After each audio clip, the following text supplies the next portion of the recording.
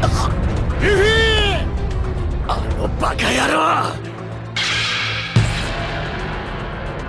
不屈の闘志か虚勢か知らねえが、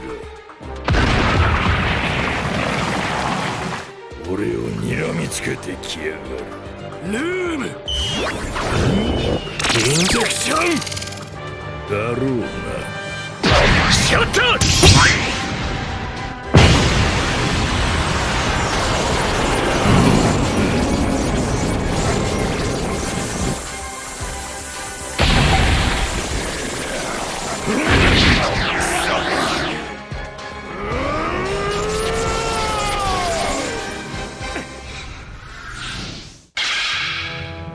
そいつは俺がぶった切る。好む者なり修羅の道、アシュラ一無限。今度こそぶった切る。アイメーハッケ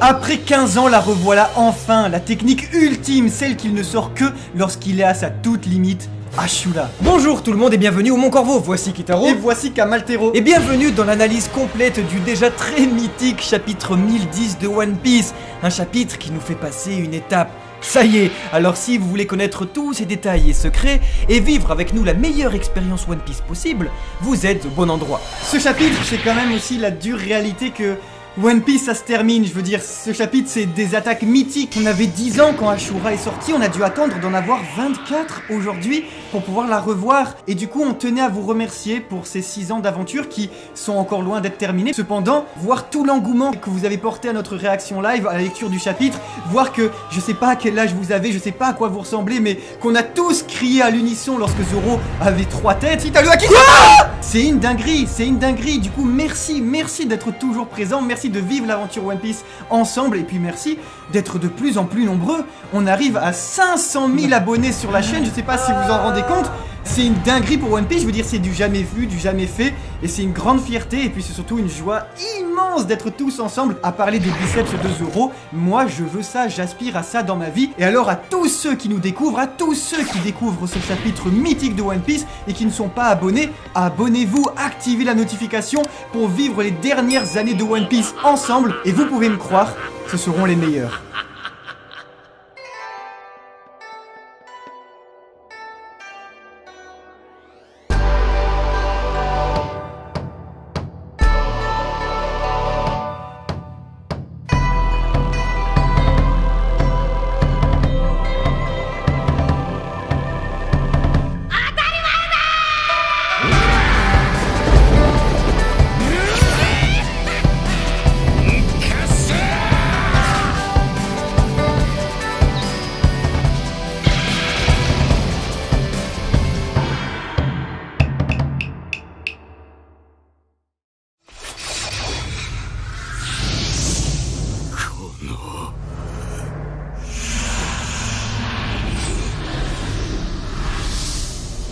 La souffrance est bénéfique sur le chemin du guerrier, et cela, Roronoa Zoro ne l'a jamais oublié.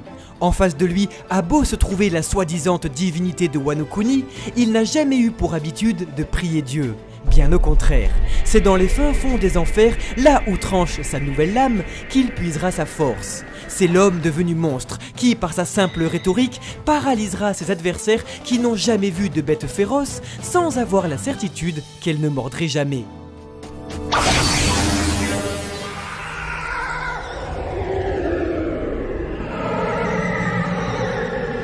Oui, sans même le savoir, c'est à cet instant que Monet aurait donc été paralysé par Zoro et son Haki des rois.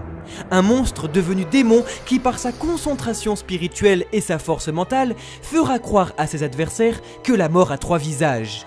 Ainsi, pour la première fois en 13 ans d'écriture, Roronoa Zoro a de nouveau atteint sa limite, l'obligeant à puiser au fin fond de ses réserves pour éveiller une force inconnue, pour réaliser son ultime technique à 9 lames, Ashura, utilisée pour la dernière fois aux portes de la mort durant le chapitre 510 face à un pacifista.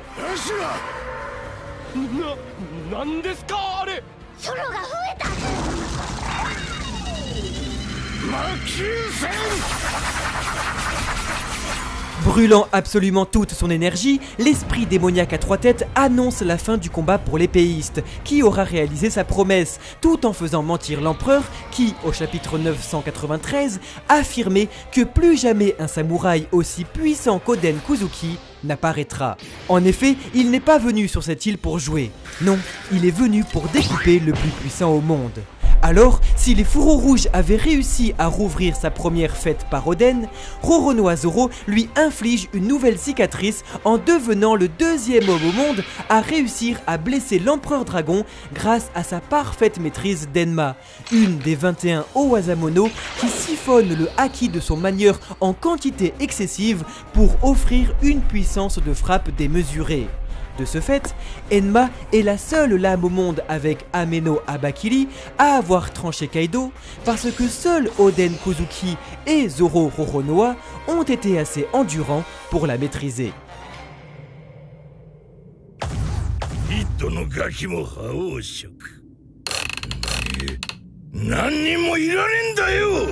Seulement, l'armement ne fait pas toute la grandeur de l'épéiste, et Kaido, après avoir décelé le potentiel des rois chez Eustace Kid et Monkey D. Luffy au chapitre 124, le repère maintenant chez le chasseur de pirates. De ce fait, Brook, au chapitre 997, s'étonnait de l'aura de son compagnon, un charisme destructeur et une colère qui faisait trembler l'île au moment même où cette dernière était en réalité soulevée par l'empereur. Une ambiguïté avec laquelle l'auteur s'amusera une nouvelle fois en présentant une couleur du conquérant insoupçonnée chez quelqu'un qui ne l'a encore jamais éveillé. Situation que Eustace Kid a dû vivre lors de sa première rencontre avec Kaido, Hawkins nous racontant qu'il s'est battu jusqu'à son dernier souffle, expliquant pourquoi l'empereur est au courant qu'il possède le haki des rois, car il a dû l'éveiller aux portes de la mort. Tout en expliquant pourquoi Ashura est la limite de Zoro, car sans même le savoir, il utilisait le fluide des conquérants depuis Enies Lobby face à Kaku. Et seule la créature la plus forte du monde, celle qui a combattu le roi des pirates, pouvait le lui dire. Ainsi se forme petit à petit le parallèle entre ancienne et nouvelle génération, où le capitaine porte la volonté du dit et est accompagné de son tout premier compagnon épéiste possédant le haki des rois, une cicatrice à l'œil gauche et le champ lexical des enfers. Alors, One Piece, après plus de 1000 chapitres, entame doucement mais sûrement sa dernière ligne droite, où Roronoa Zoro et Monkey D. Luffy se rapprochent de Silver Riley et Goldie Roger. Deux amis. Une rencontre faite sous le soleil et une promesse faite sous la lune. Car là où l'écriture de Zoro s'envole, c'est lorsque son ambition empruntera le même chemin que le héros principal de l'œuvre dans lequel il évolue, et sera pourtant prêt à la sacrifier pour lui. Prêt à laisser la suite à Trafalgar dit Waterloo, qui a aujourd'hui plus que mérité sa place dans la flotte du futur seigneur des mers. Zoro, qui ne voit plus en lui un allié mais un ami, est prêt à lui confier son espoir et son avenir pour aider celui qui compte le plus dans sa vie. Car à quoi beau avoir un rêve si l'on est incapable de protéger celui de son capitaine?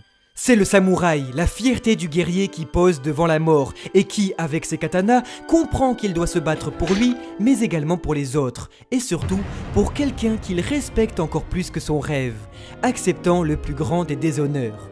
Ainsi, le samouraï calmera le démon qui s'agenouillera devant le faucon, non seulement pour le surpasser, mais pour celui avec qui il partagea cette petite barque, pour une ambition et une volonté plus grande que la sienne, pour son ami, pour son capitaine, pour son roi.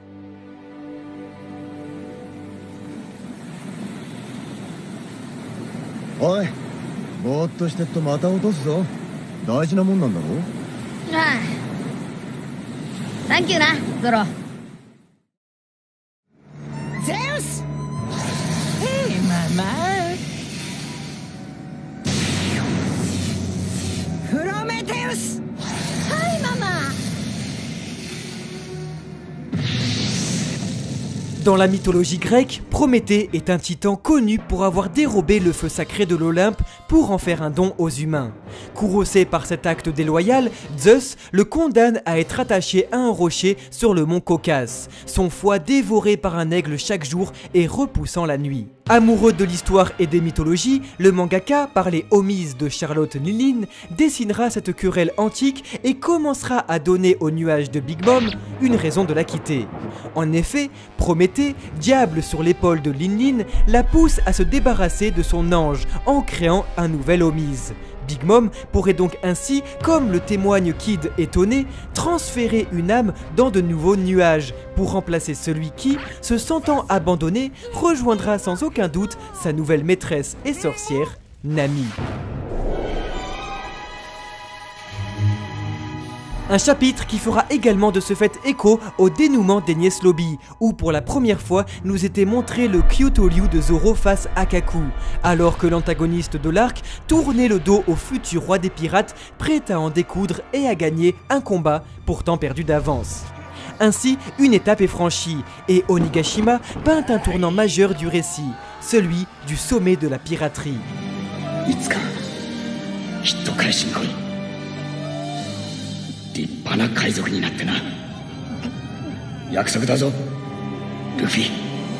Là où il s'était promis de se retrouver. Et c'est avec une toute nouvelle révélation qu'Eiichiro Oda redéfinit une nouvelle fois les mécaniques de ses combats, en présentant une nouvelle utilisation du haki.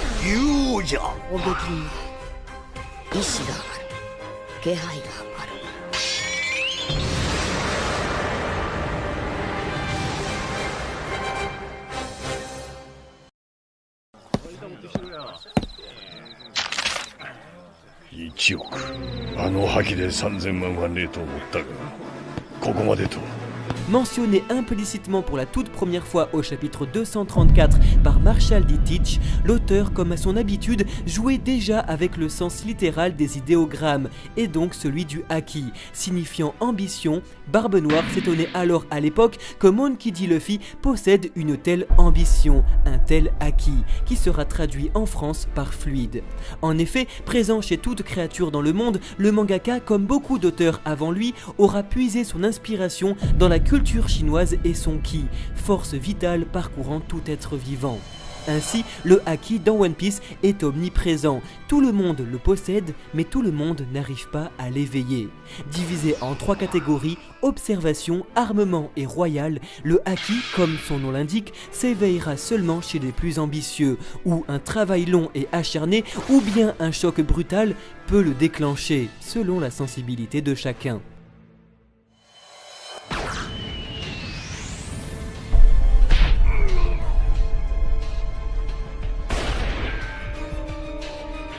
Parce que certaines personnes, empathiques, seront plus perceptives que les autres, éveilleront la première forme de haki, l'observation. Appelé mantra sur les îles célestes, ce haki offre un 6e sens, permettant de cacher sa présence tout en sentant celle des autres autour de soi. Un fluide qui permettra la lecture de l'autre et qui, maîtrisé, permettra d'observer même le futur, mais demandera à son utilisateur, même au combat, un calme absolu, tout le contraire de son frère jumeau offensif. En effet, certaines personnes, par leur détermination, seront plus combatives que les autres, éveillant ainsi la 2e forme de haki, l'armement.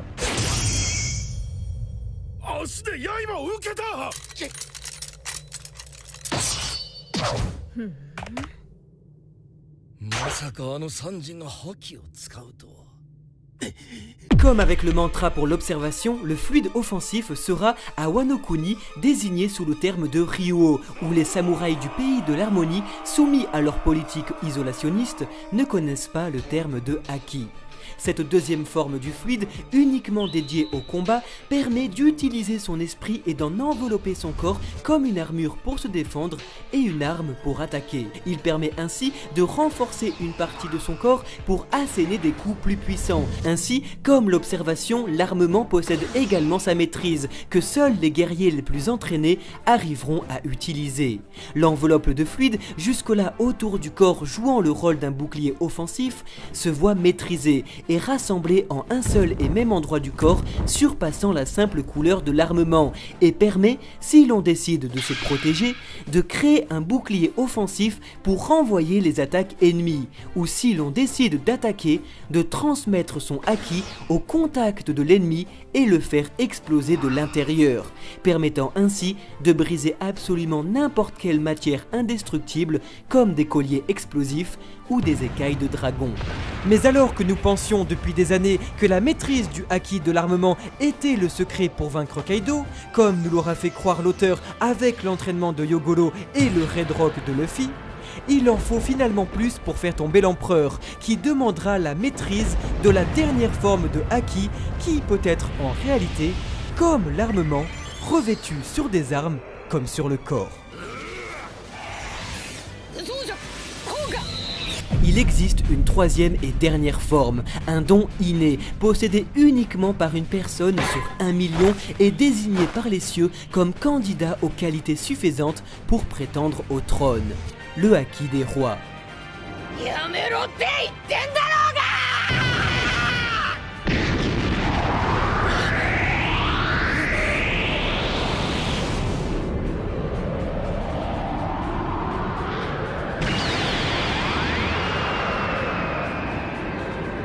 Première forme du fluide à être utilisée, mais dernière à être expliquée.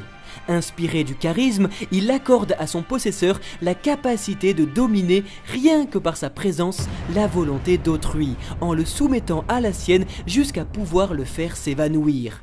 C'est la couleur du conquérant.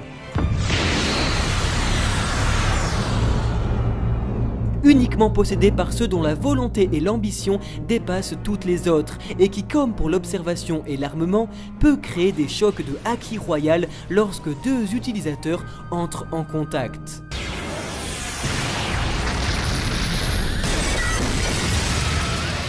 Pouvant être éveillé seulement par un traumatisme, ce fluide royal est le plus puissant des trois, et sa maîtrise, bien qu'encore très mystérieuse, permet, en plus d'affecter les êtres vivants, d'abîmer la matière, comme l'aura démontré Big Mom inconsciemment, ou bien Shanks le Roux lors de sa venue sur le Moby Dick.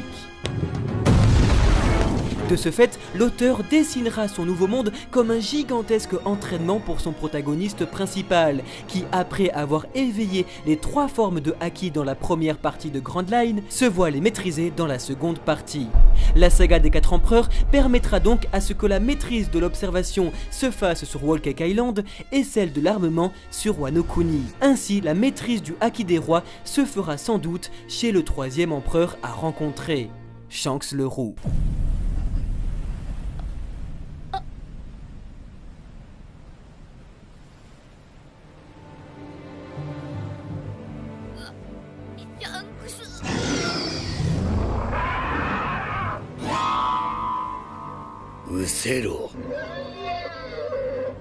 En effet, c'est dans une grande nostalgie que le 1010e chapitre de One Piece répond au tout premier, où celui qui par sa présence arrive à faire trembler et abîmer le Moby Dick de Barbe Blanche faisait déjà fuir à l'époque le monstre de la baie. C'était en 1997 et personne ne connaissait le nom de Haki des Rois. Saute.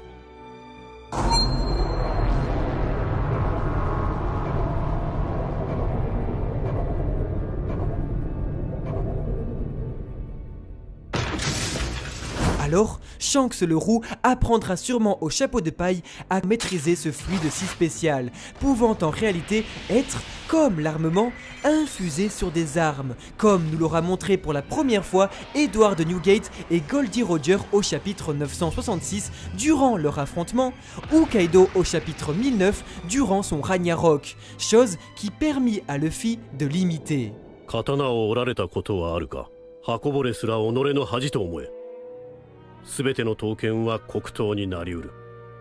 黒糖 Là serait donc le secret pour rendre une lame éternellement noire, chose que fit Mihawk avec son Kokuto Yoru et Ryuma avec Shusui, nous laissant croire que Dracul Mihawk pourrait donc posséder le Haki des rois, pour qu'Eiichiro Oda nous présente un clash de lame noire contre Zoro à la toute fin du manga sans que les deux aient besoin de se toucher. Mais le plus incroyable dans cette révélation est que nous avons peut-être pour la première fois une explication quant à la peau impénétrable de Big Mom et Kaido, qui constamment revêtiraient leur corps entier de Haki des rois, empêchant donc quiconque de les atteindre, sauf si ces derniers usent du Haki de l'armement maîtrisé pour les faire imploser, ou du Haki des rois pour les percer à leur tour.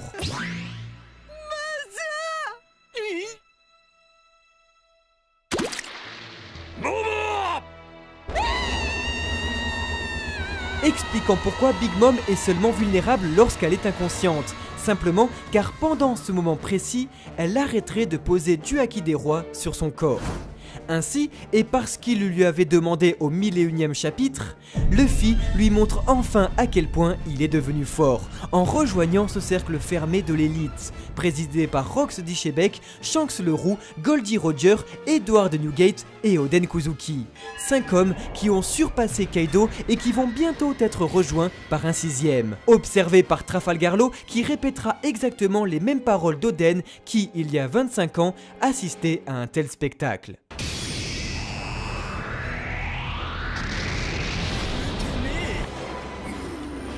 Il est donc très intéressant de constater que l'auteur calquera l'affrontement d'Onigashima sur celui de Whole Cake Island.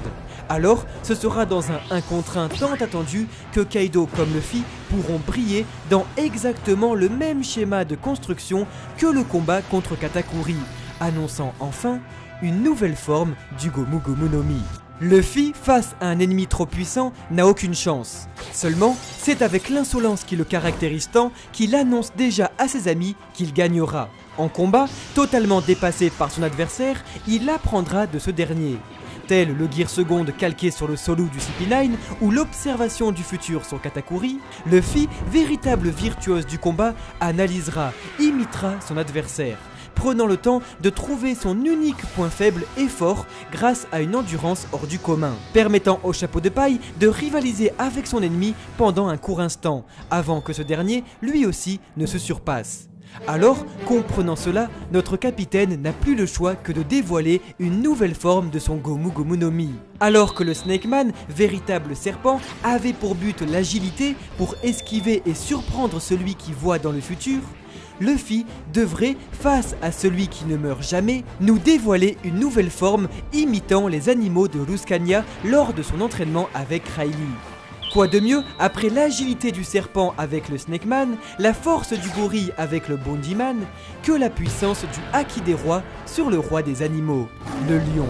Une nouvelle technique pour faire tomber Kaido grâce à une nouvelle forme du Gear Force ou tout simplement le Gear 5.